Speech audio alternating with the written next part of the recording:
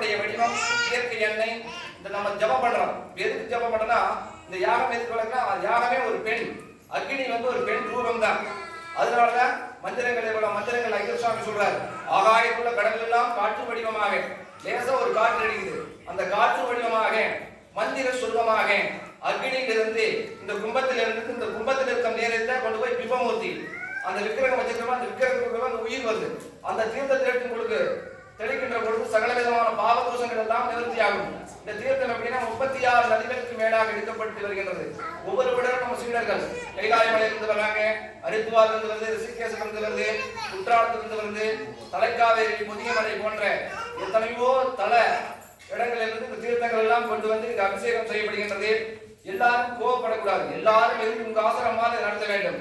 இந்த ஆசிரமம் வந்து எனக்கு சொந்தம் கிடையாது, உங்களுக்கு சொந்தம் கிடையாது, யாருக்குமே சொந்தம் கிடையாது. இறைவன் இந்த இடத்துல எப்பவுமே இருப்பார். மனிதர் கொஞ்ச நாளைக்கு இருப்பான்.